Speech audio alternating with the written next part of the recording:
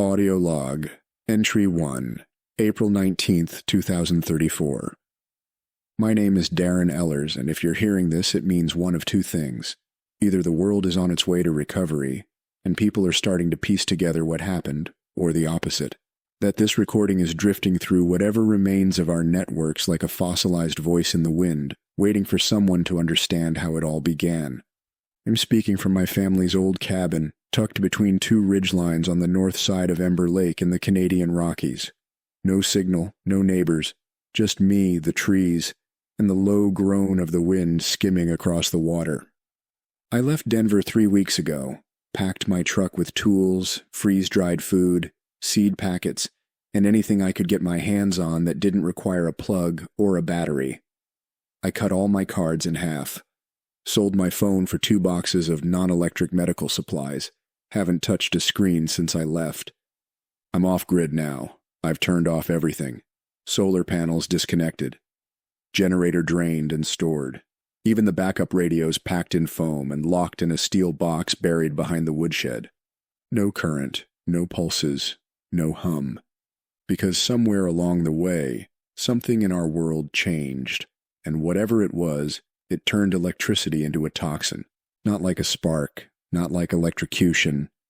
No burns, no scorch marks, just this strange biological feedback loop. People started calling it electrosickness. At first it sounded like conspiracy theory nonsense, forums full of amateur EMF fighters and tinfoil hats. But it wasn't fringe for long.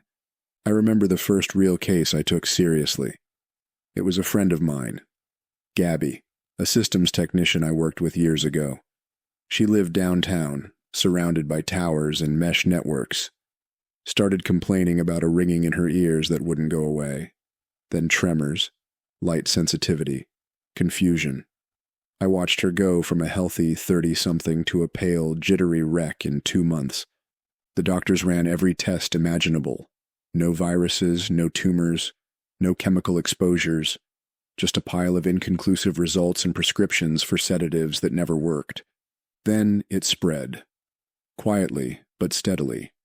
More people reported symptoms, always worse when close to dense electric infrastructure, train stations, office towers, cell towers, Wi-Fi hotspots. Whole neighborhoods started going dark voluntarily. Rolling blackouts became common, not because the grid failed, but because people were begging for relief from it. Governments responded in typical fashion, too slowly, too cautiously. Psychosomatic illness, stress-related physiological cascades, coincidental clustering. They said it wasn't real until they couldn't deny it anymore. By that time, downtown Denver looked like a ghost town. People had fled to rural areas, mountain towns, valleys, anywhere with low transmission zones. Engineers couldn't find a consistent cause. Some said it was EMF saturation from overlapping 5G, satellite internet, and AI-controlled grid routing. Others blamed high-frequency switching circuits in the newer infrastructure. A few tried to pin it on quantum coherence breakdowns in the body's electrical systems. Me, I don't know. I just know that every time I got too close to anything drawing a load above a few watts, my vision started to blur and my skin started to tingle like it was reacting to static. So I left. The cabin is about as analog as it gets. My grandparents built it after World War II. Propane stove, wood-fired heater, hand pump at the well, and thick stone walls. They always said this place was good for waiting out bad times. I don't think they imagined this kind of bad. The drive-up was eerie. I passed entire towns dark as coal. The highways were mostly empty, except for caravans of people on foot, hauling wagons, wearing heavy clothes and face masks, like some kind of post-digital plague had swept through. I stopped for gas twice and paid in cash. No one talked. No one made eye contact. At a general store in Edgemont, I traded an old wind-up wristwatch for a thick wool blanket and a half-dozen canned stews. The woman at the counter asked if I'd seen any sparking eyes. I told her no. She nodded like I was lucky and moved on. I don't know what she meant. That was the last human conversation I had. Now it's just me and the lake. Every day I cut wood, gather water, and take notes on my condition. I'm healthy so far. No symptoms. My heart rate is steady. My sleep is deep. The only sound at night is the creak of the roof and the occasional owl echoing through the trees. I haven't lit so much as a flashlight in 6 days. It's strange. We built a civilization on light, on circuitry, on the illusion of instant motion, and now that it's become toxic, we don't know who we are without it. The grid was supposed to connect us, but maybe it was always slowly cooking us alive. No one wanted to believe it could turn against us, that it could become biologically incompatible with the very creatures that built it. But here we are. I'll keep logging what I see, what I feel, what I remember. If the world can't be saved, maybe something useful can be salvaged. This is Darren Ellers, signing off for the night. No power, no noise, just dark water, quiet stars, and the first breath of a future we never planned for. April 24th, 2034. It's strange how quickly the body recalibrates when everything artificial is stripped away. I've been completely disconnected for over a week now. No powered tools, no digital clocks, no blinking lights in the dark. The silence has a weight to it. It presses in around you at night. The kind of quiet you forget exists until the power dies and never comes back on. Up here, life becomes mechanical again, literally. Every motion matters. There's no autopilot, no routines governed by apps or pings or reminders. I wake when the sky turns gray. I cook by flame. I sleep when it's too dark to do anything else. And still, part of me wants to reach for a screen. It's reflex more than anything. This unconscious need to check something. But there's nothing to check anymore. The world has receded behind a curtain of silence, and I'm not sure when or if it will ever pull back. The symptoms haven't left the headlines, not that there are headlines anymore. I'm relying on printed newspapers I brought with me, and a few science journals that still made it to press before everything went dark.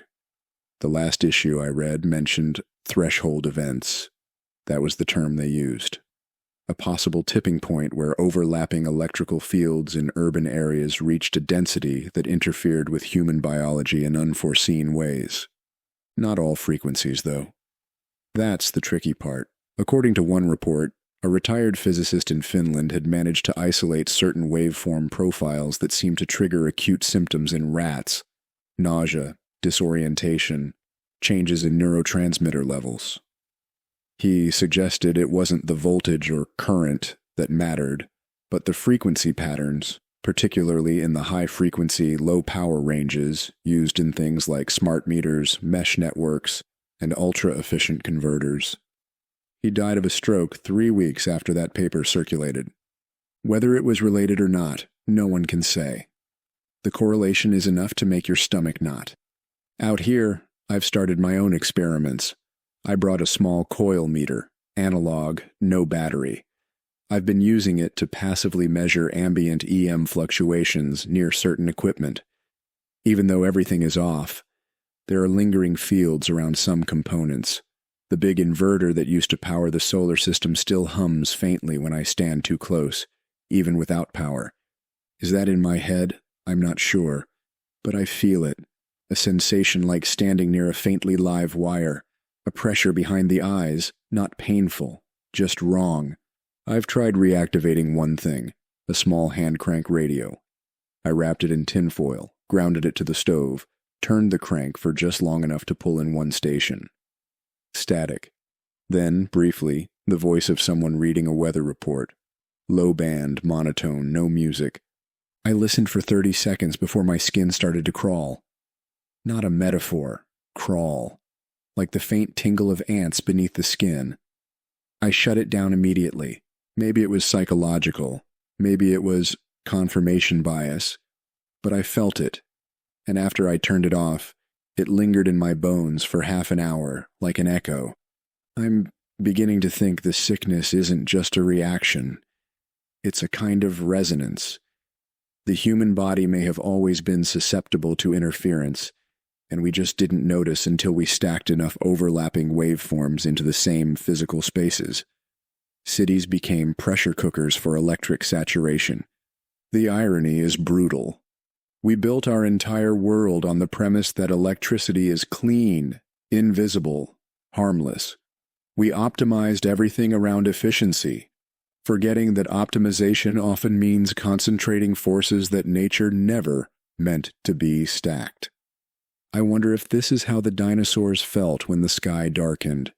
Not terror, just confusion.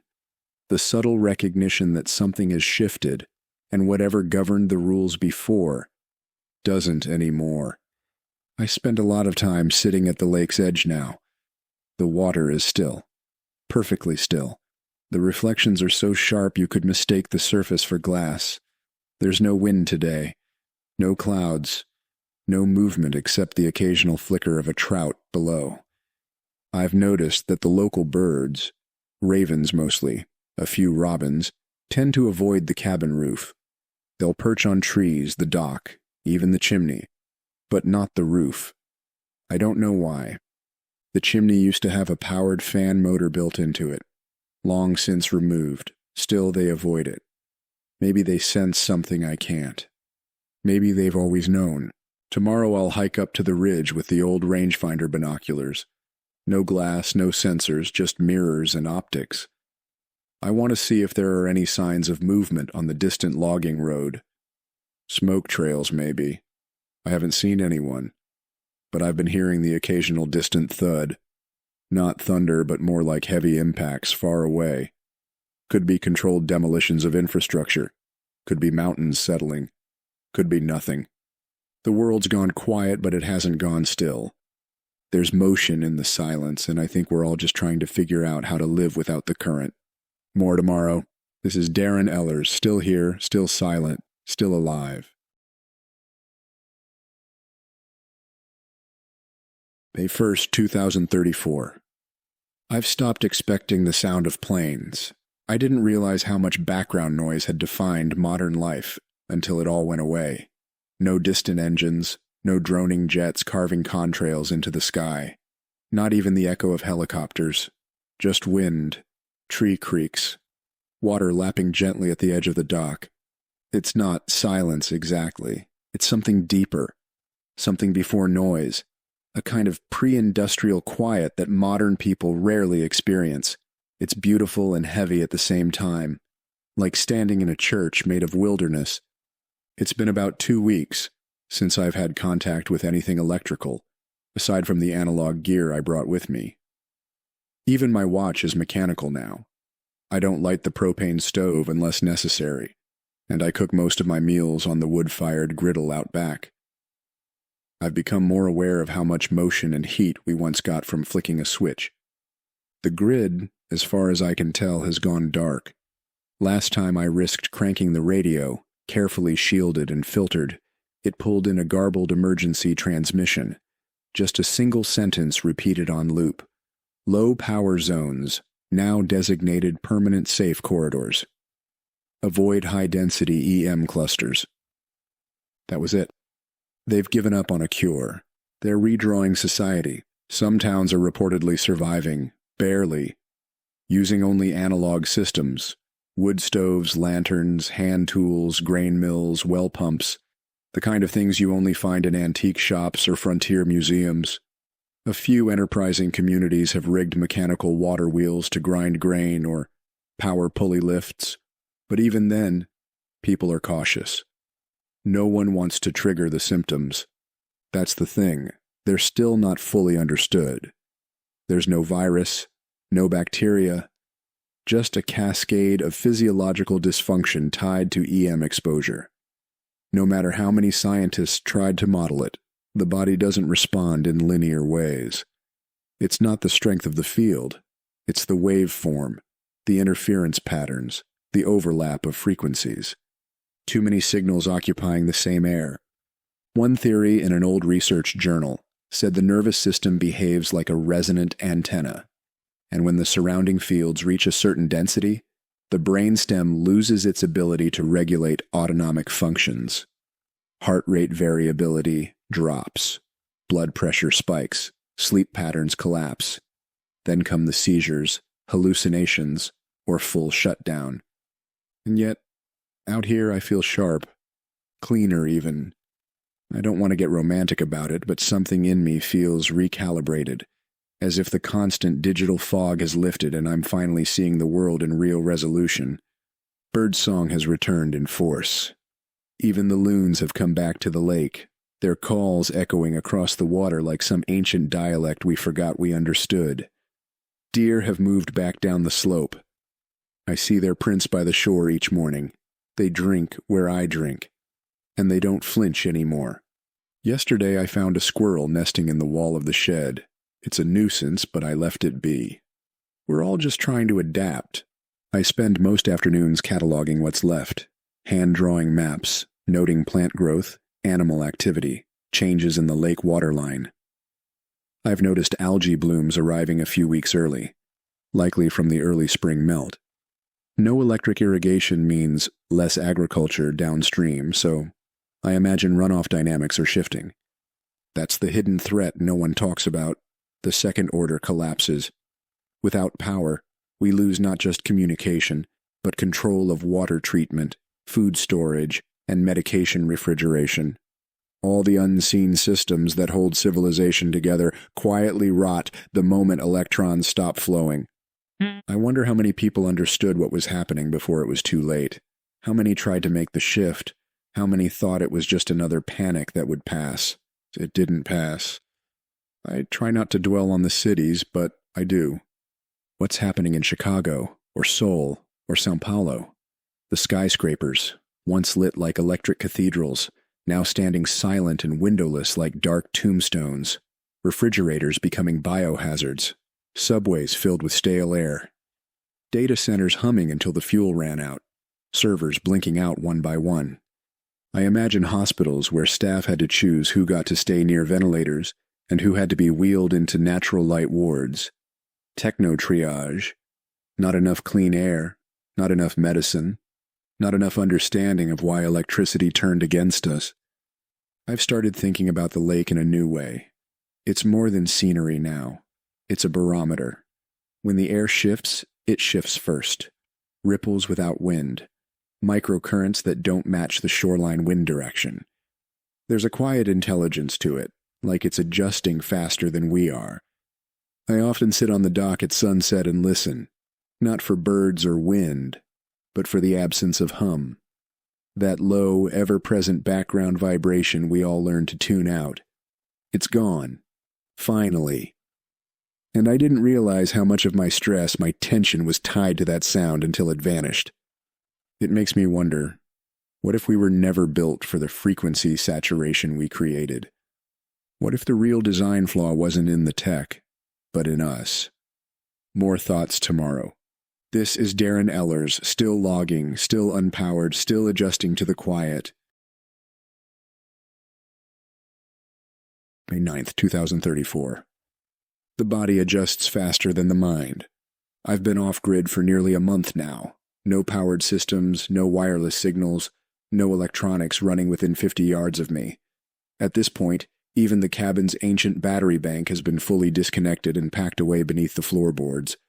I've taken apart the solar inverter and buried its guts in an old dry well. And still, I sometimes flinch at shadows in the corner of my eye that aren't there.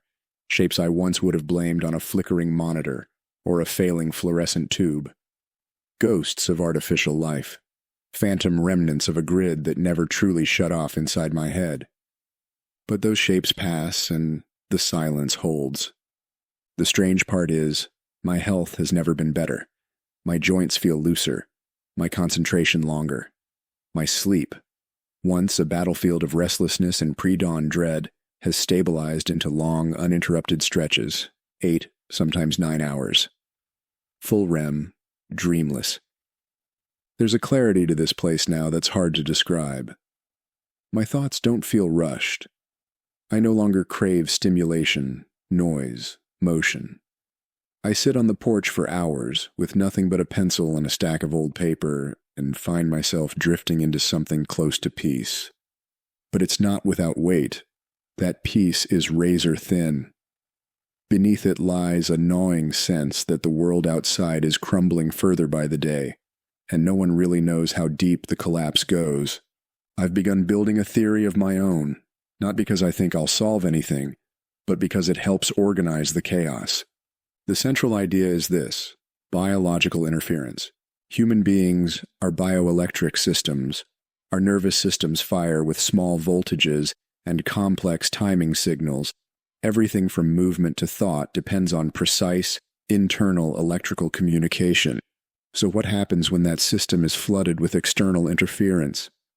For years, the concern was always ionizing radiation, X-rays, gamma bursts, UV overload. But non-ionizing radiation, that was dismissed, labeled harmless, too weak, too low energy. That was the party line. But maybe it was never about raw energy. Maybe it was about resonance. Imagine a violin string. Pluck it gently and it sings, but surround it with enough vibration, enough overlapping waves, and it begins to jitter, shake, unravel. It can't stay in tune. I think we're the same. Not damaged by direct current, but destabilized by the noise we've built around us. We used to call it electrosmog, as a joke. Maybe it wasn't a joke. When cities became dense enough, when networks began to overlap every square inch of our homes, workplaces, and streets, we passed some invisible coherence limit. Our bodies couldn't separate signal from noise. The internal rhythms, circadian, cardiac, neural, began to drift out of phase. And like any overclocked system, we started to fail. No singular device caused it. No villain, no master switch, just aggregation. A billion little pulses adding up to something our ancestors never evolved to endure. It's not enough to cut the wire. The wire lives in the air now. The irony is cruel. We created a wireless world, and in doing so, we may have untethered ourselves from the conditions required to survive. The best working theory I've seen came from a biophysicist in Germany. He suggested that certain spectral harmonics, those used in advanced signal processing, might directly interact with calcium ion channels in human cells. The frequencies weren't damaging in the traditional sense, but they triggered micro-instabilities in cellular function over time. Neurotransmission drifted, immunity faltered, the brain's feedback loops began to misfire. He called it resonant disintegration syndrome. His paper was taken down within days. Not officially censored, just quietly scrubbed. Servers offline. Archives corrupted. I only read it because I downloaded it to a thumb drive last year, back when I still had power. His conclusion? If the EM environment wasn't drastically altered within a decade, humans would experience progressive incompatibility with civilization. That was 5 years ago. I think he underestimated the timeline. In the afternoons, we've begun hiking the ridge trail above the lake. From there, I can see into the lower valleys, past the old forestry roads and switchbacks that once led down to small towns. I spotted smoke yesterday, thin and white, not industrial. Probably a campfire or a wood stove from someone else trying to ride this thing out. I thought about heading that way, but I didn't. Isolation feels dangerous now, but contact feels worse. What if they're carrying a device that hasn't been shut off? What if they're still clinging to the idea that this is temporary, fixable, a crisis with a clean solution? I've let go of that idea. This isn't a storm, it's a shift. The first tremor of a long, slow reversion to something more primitive. There's a future ahead, maybe even a functioning one. But it won't be built on silicon and power lines. It'll be forged from rope and wood, brass and fire, grease and sweat. It'll be loud in all the old ways and silent in all the new. I'm not afraid of that world, but I do mourn the one we lost. Not the convenience, not the gadgets, but the belief that we could innovate our way out of anything, that we could just keep stacking circuits on top of circuits, piling signal on top of signal, and never pay the biological cost. More to say tomorrow. This is Darren Ellers, still off-grid, still adapting, still thinking clearer than I ever did in the electric haze. A 17-2034. The forest has grown louder, not in a metaphorical sense, literally louder. Birdsong at dawn echoes further. Squirrels chatter more boldly. I heard wolves 2 nights ago, distant but clear, their calls bouncing across the ridgelines like they were testing the acoustics of a world returned to them. The human noise has gone, and in its absence, nature has rushed to fill the space. I've been thinking about leaving the cabin, not because I feel unsafe, if anything. This is the safest I've felt in months. But the isolation, once necessary, is now starting to calcify into something I don't want to become permanent. If there's a future out there, some version of life reassembling itself, I want to at least try to be part of it. That doesn't mean heading back to the cities. I don't think they'll come back, not in the way we knew them. But there's a kind of post-electric community slowly forming. I can feel it like tremors through the soil, smoke trails on the horizon, hand-built signal towers, tents clustered around dry wells. I've seen the outlines of it from the high trails. People are adapting, slowly, imperfectly. But they're learning to breathe again without the current. Before I go, I wanted to document what I've learned. My last journal entry for now. If someone finds this recorder, or if the old networks ever come back in some controlled, analog, safe form, maybe it'll help someone understand what happened. Electricity didn't betray us, we misunderstood it. We assumed it was a tool, neutral, inert, infinitely manageable. But like all tools, it reshapes its user. The more we bent it to our will, the more we rewrote the environment around its presence. Fields, pulses, waves. We filled the air with invisible infrastructure and never stopped to ask whether we were building something our biology could survive.